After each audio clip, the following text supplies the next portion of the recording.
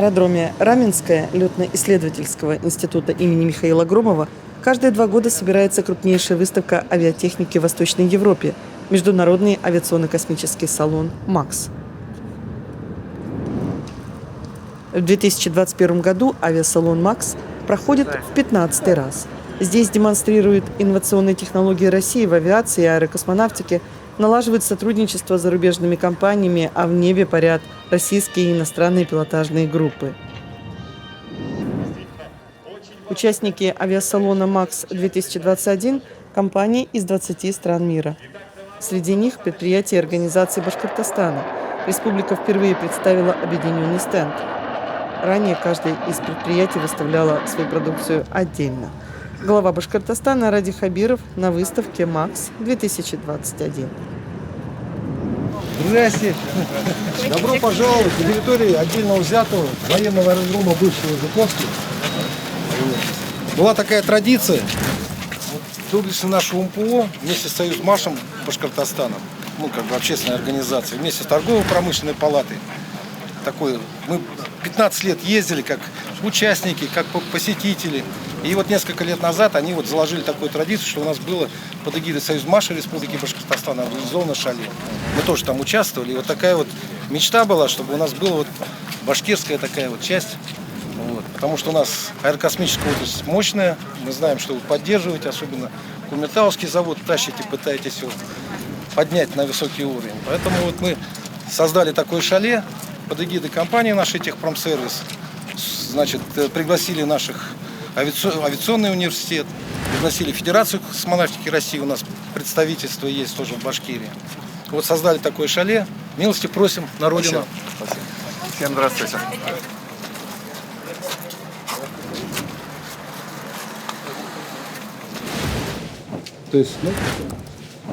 Это вертолеты наши, камовские, кумаповские. Вертолеты МЧС поставлены, в Аэрокамов, Волгаром. Компания занимается вертолетной техникой. Вы нас на инвестчасти поддержали. Да, мы бьемся за программу К-26. Договорились с вертолетами России, провели пока такие переговоры. Ждем, когда все созреет, получим документацию и приступим к инвестпроекту. Отлично, вместе будем двигаться. Да. Дальше у нас есть такие 2 зоны.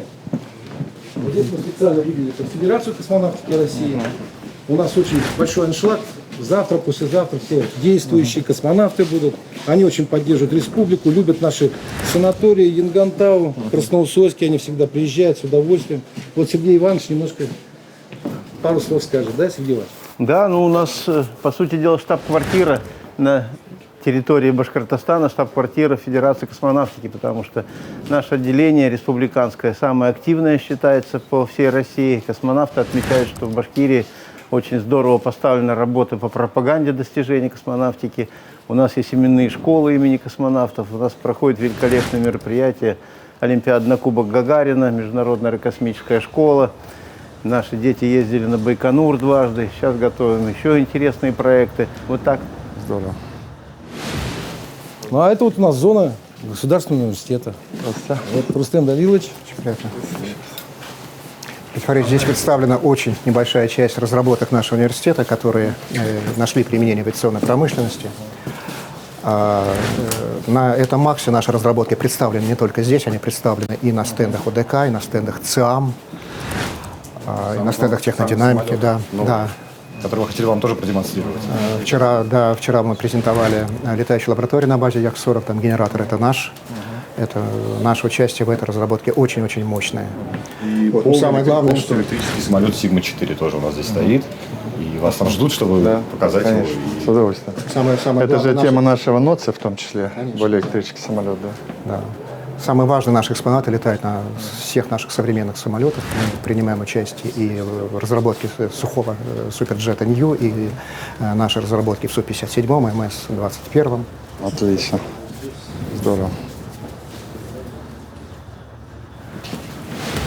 Сюда, Здравствуйте. Да, мы говорили об этом двигателе. Этот двигатель сейчас он в 2 экземплярах. Это опытный образец. Он сделан под замену двигателя Rotax. Двигатель Rotax — это двигатель, который практически летает сейчас по всему миру, и в боевой авиации, и в гражданской авиации. Вот попытки его повторить, они неудачны и они ущербные. Мы сделали совершенно новый двигатель, который базируется на ноу-хау, на разработках, на исследованиях нашего университета. А мощность какая у него? У него 160 лошадиных 160 сил. лошадей. И потом всегда воля конструктора распорядиться резервами конструкции в топливную экономичность, в мощность, либо в ресурс. Потому что каждый самолет, он индивидуален. Если самолету нужен ресурс, значит, мы обеспечим ресурс. Да. Ну, Отлично. продолжим. Отлично. Вот это у нас самая теплая зона, самая удобная зона. Вчера мы смотрели полеты, у нас прямо над нами летает, так что милости просим. Отлично. Здесь очень красивые полеты. Су-35 летали с двигателями, произведенными в Башкортостан. Была красотища просто. Мы же программу К-26 начинаем. Вот мы ставропольцам заказали, они отлили вот вертолет К-26. Отлично. Отлично. Бронзовый. Его не закрепили немножко, но сейчас я его... На свободном вращении. На свободном вращении. Вот. Маленький Красный вертолет. Вот это будущее. Да. Вот это будущее. Конструкция отработанная, уникальная. Если мы ее модернизируем хорошо, это будет просто... А движки сейчас вот украинские были на них или чьи? Нет, Импортные? Воронеж производил, они сейчас не всё. производят, но там есть идеи, как совместно с УГАТУ, там, с нашими учеными, там, мотористами, это все как бы есть возможность что-то делать. Вот, давай. Спасибо. Вот раз такая традиция заложена, то есть заложили наши двигатели-строители, вот предлагается вот расписать, что такой плакат через 2 года, МАКС проходит каждые 2 года, я думаю, что через 2 года мы еще побольше шалей, более солидные, более такой качественные закажем. И этот плакат будем предлагать всем расписываться после вас. Этот плакат закатаем в стекло и будем возить его везде его с собой. Подпись или что-то написать? Ну, удачи. Удачи в небе и на земле. Счастливого полета можно? Счастливого полета, да. Ради Хайбиров. И роспись, и дату.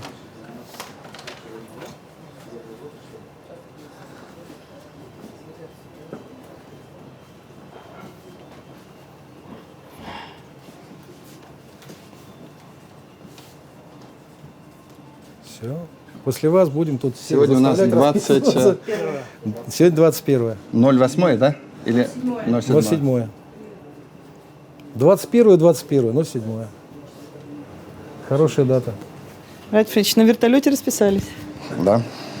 Мы столько сил и энергии бились за это предприятие, за этот вертолет. У нас сегодня, вот мы посмотрим, модернизированный уже, вот что очень важно, специально его привезли. Хотим показать. Мы пригласили ряд глав субъектов, чтобы посмотрели. Это уникальная техника, особенно для пожаротушения. Вы видите, вот если вот сейчас посмотреть по всей стране, у нас соседи горели сильно, и челябинские пожары сильные были, в Самаре были сильные пожары. В Якутии сейчас довольно сложная обстановка, поэтому я полагаю, что эти вот вертолеты свое место найдут.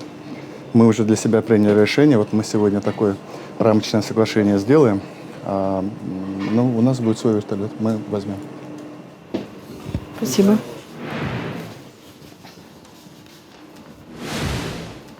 Да? Рад Фрич, впервые на Авиамаксе Республика Башкортостан представила свой стенд. А это нужно было? Мы готовы к этому? Конечно, нам есть чем похвастаться. Обычно раньше наши предприятия самостоятельно представляли, а мы сейчас решили объединить наши силы и показать вот наши достижения. Ну, во-первых, у нас очень приятно, что авиационный университет выставляет свои образцы. Это прежде всего двигатель малой мощности, 160 лошадиных сил. И это большая ниша, на самом деле. Вы помните, когда Анатолий Эдуардович Селюков был, мы обсуждали этот вопрос, мы тогда не защитили пока этот проект, но я полагаю, что за этим тоже будущее. Ну и, конечно, наш модернизированный, как я сказал, К-32, вот мы сейчас его посмотрим. Спасибо.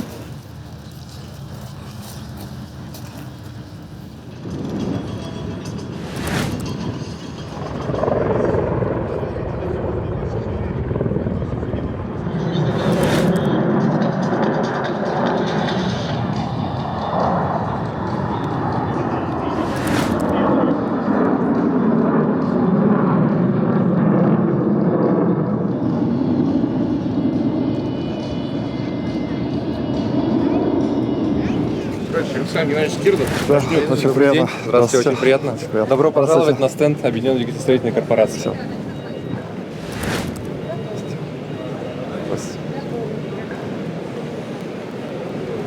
У нас представлена здесь вся продуктовая линейка наших двигателей, начиная от боевой авиации, гражданской транспортной авиации, промышленные двигатели. Начнем наш осмотр с экспозиции двигателей для боевой авиации. Собственно, главный уфимский двигатель АЛ-41F1С, разработки ОКБ имени Люльки, производство ПАО ДК УМПО.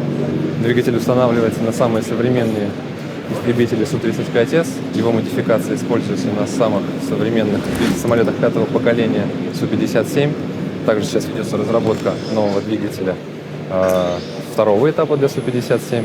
Соответственно, также его будет производить и разрабатывать ОДК УМПО. АЛ-СТ-41, это получается, вот мы на гражданский, соответственно, Да. Генератор вот на базе этого. На базе этого двигателя. Вот он 41 получается. Да. Это наземная конверсия с авиации в наземное применение. Это, соответственно, двигатель РД-33МК для МиГ-29. Это двигатель АИ-222-25 для Як-130, для наших учебно-тренировочных самолетов. Здесь у нас представлены ракетные двигатели. Это у нас в космической программе тоже применяются наши двигатели. Двигатели РД-108 для ракет-носителей Союз-2-1А, 2-1Б, которые сейчас летают и выводят груз на орбиту. Пойдемте дальше.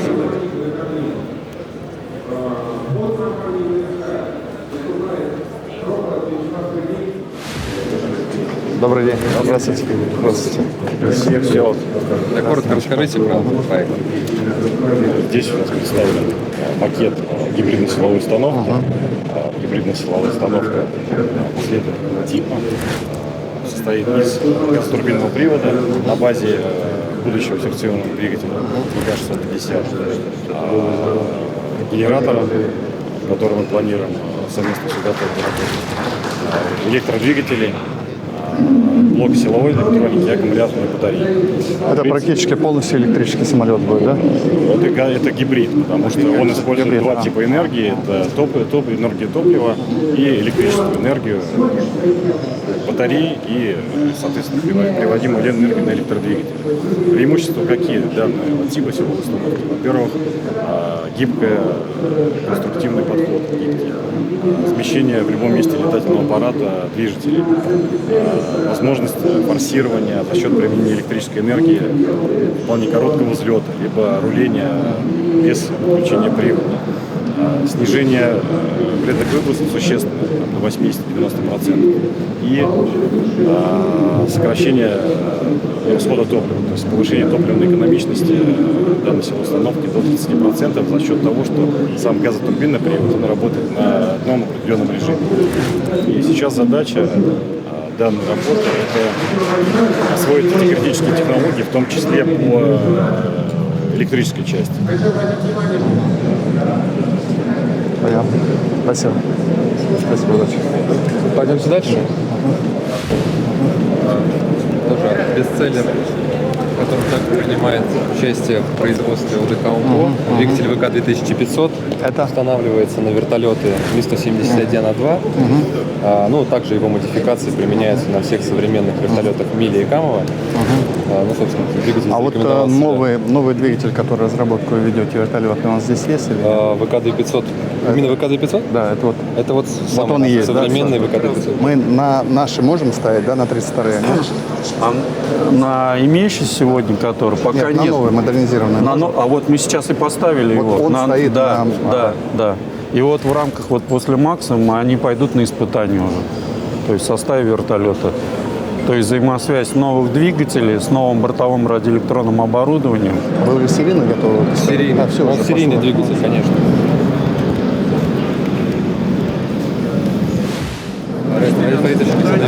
Приветствую.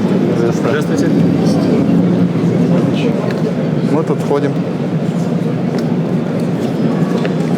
Радуемся. Три двигателя по вертолетной тематике.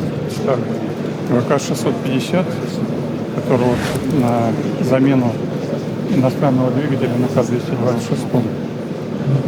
Ну, там уже мы сделали первый прототип, его испытываем сейчас. То есть мы на самом деле рассчитываем, что в 2023 году этот двигатель выйдет. Это еще более новое получается, да? Ну, это базовый двигатель, самый основной, ТВ-317, ВК-2500. У него просто новая система управления сейчас. Вот, и небольшие изменения в горячей части двигателя. Поэтому сейчас вообще-то заказчик, конечно, предпочитает брать эти двигатели, потому что они показывают себя хорошо в работе. Он полностью российский? Здесь Он есть полностью какие-то? российский. Полностью российский, да?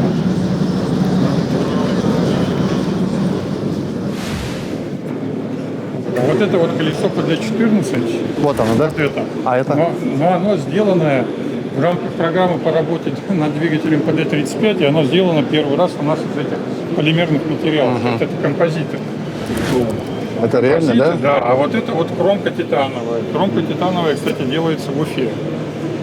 А композиты где? А композиты у нас два варианта мы делаем сейчас. Там один в Рыбинске, один в Перми.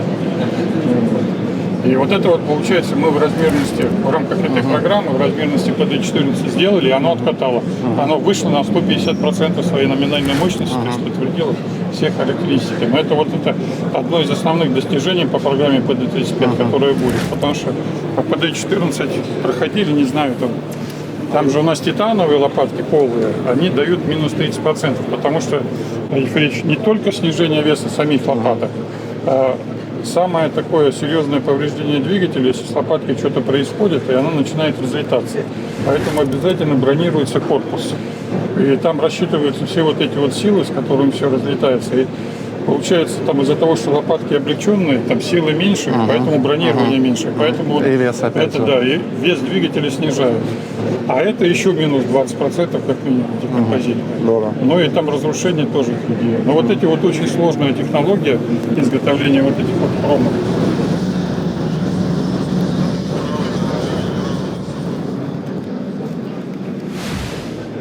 А вот это вот двигатель, это вот для сравнения, это чей? Двигатель ПД-35, каким он будет.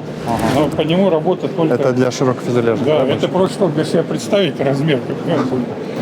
Получается, что у нас вот сейчас задача стоит, у нас срок газогенератор по этому двигателю, без этого колеса, собрать 28 августа этого года.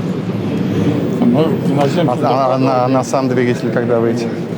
А на сам двигатель 2023 год. 2023. А тип самолета есть или он тоже вот параллельно? Это вот одна из проблем, потому что, ну, хорошо, двигатели вообще разрабатываются дольше, чем самолет. Поэтому задача всегда была двигатели запускать до появления самолета. Поэтому двигатель средний опыт у него там, около 10 лет. Поэтому вот этот двигатель мы начали с НИРа. То есть фактически сейчас идет отработка технологий. В рамках программы ПД-14 было создано 18 новых технологий, которые не было в Российской Федерации. А здесь еще создается порядка 20.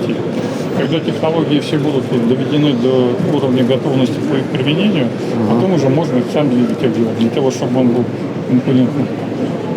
А вот этот обод, ну я не знаю, как называется, он же литой, да, бывает, и туда вставляют вот лопатки. Ну да, диски, литые. промежуточные корпуса, где все это. Вот это вот центр алюминиевого титанового литья, который в Уфе, он, к сожалению, такие размеры, конечно, тоже не тянет. Мы его когда делали, мы его рассчитывали под размерность ПД-14. И оно у нас получается вот цельной литой заготовкой покрывает программу ПД-14, САМ-146, ПД-8 там, и другие наши проекты. Под ПД-35 придется новое оборудование туда доустанавливать. Вот. Но у нас как выход есть, там мы сварные будем делать, пока там, выливая там отдельные части, потом сварные. Но это Российская Федерация никогда же двигатели такой размерности не делались, как ПД-35. Вот самый большой двигатель, который у нас был вообще в Советском Союзе, это Д-18, МАН-124. Он делался на Украине. Ну, титановое алюминиевое литье, оно у нас остается, и в любом случае это компетенции, поэтому под этот большой двигатель также будет развитие и дооснащение, как Александр сказал.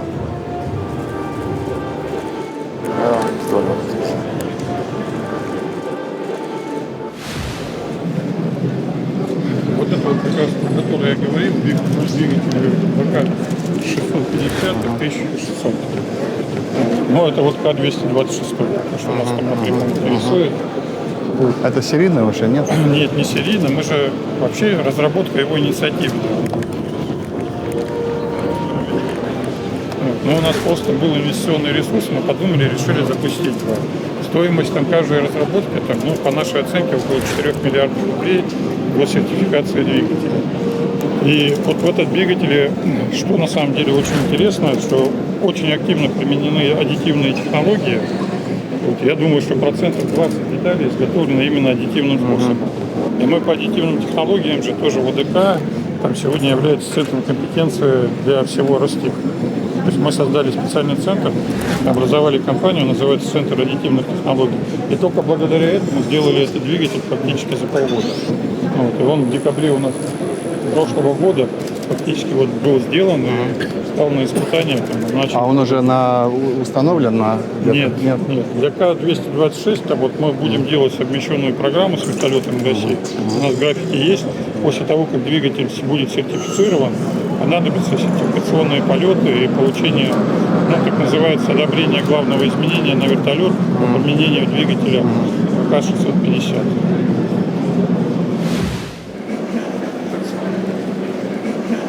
Вот АЛ-55, такая тоже. В 2005 году на МАКСе был подписан контракт с индусами на разработку двигателя. Это совместный проект УМПО и Сатурна. Двигатель разработали, он предназначен для учебно-тренировочного самолета индийского, но сейчас его рассматривают по применению на беспилотных летательных аппаратах. Этот двигатель, еще вон там вот вначале мы показывали АИ-222. Эти два двигателя, потому что тема беспилотников для нас тоже очень интересна и важна. Вот мы будем туда входить.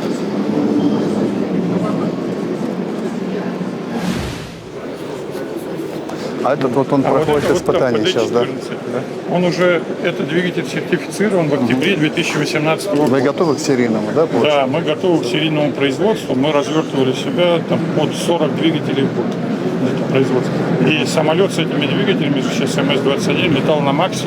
И вчера вот показывали гаражи. Да. Вот наверх это он уходил, на самом деле. А сборка где его основная будет? Его сборка в Перми. В Перми, да? Да. Вот. А лопатки мы делаем, да? Это там уфимские. Они полнотелые, да? Или? Да, полые лопатки, титановые. На заводе были, видели. Да. Вообще это. Сколько у них ресурсов этих лопаток? 25 тысяч часов. 25 тысяч. Да. Ну, это, грубо говоря, лет 10, да? Да. Вот, а вообще самая горячая зона это лопатка, да? Или это? Нет, самая горячая зона там, это где... за камерой сгорания. Вообще, когда выброс идет, да? Двигатель, да, определяется, это температура газов там, после камеры сгорания. Вот, определяется самая горячая зона. Там турбина высокого давления, которая принимает на себя вот эту вот смесь. Вот. И там температура, вот на этом двигателе порядка 1700 градусов Цельсия. А у нас вот такие были лопатки? Вот как-то Нет, это абсолютно новая технология. Да.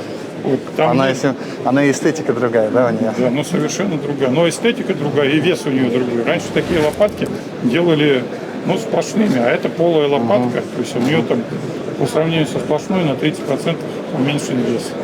Вот, и вот эта вот технология... За счет прочности, да? Да.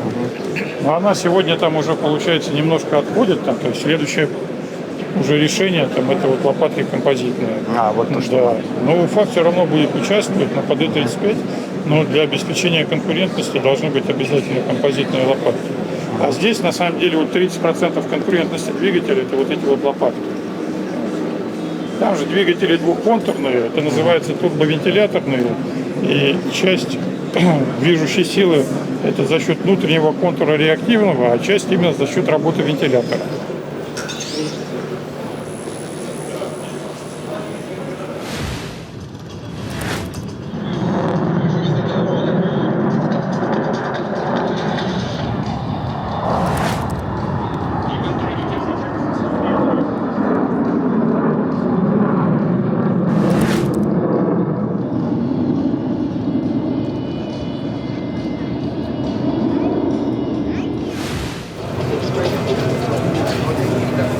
Добрый день, Слав.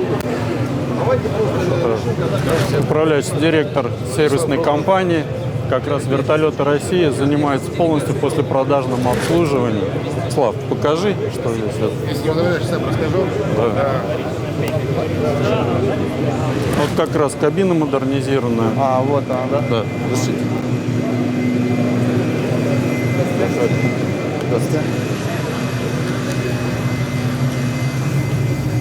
Вот как раз новый модернизированный вертолет, вот кабина. Это вот как раз кабина сейчас от модернизированного вертолета. И вот она такая, один в один, да? один в один. И как раз вот здесь вот в виде тренажера люди садятся, летают. Заходите попробовать. Ну пусть ребята катаются. Пойдем? Кстати, если вы повернете, есть еще тренажер. Сделали тоже вертолетный? Да, технология. Ну, скажем так, это прогрессивно в какой части. А стандартный тренажер. Садитесь, пожалуйста. Все достаточно просто. Вот я подвожу вот сюда. Да, только в шлеме, когда вы будете, потому что курсор там будет иной. Ну, вам все подскажет. Все, в общем, два действия. Я думаю, что вам будет несложно.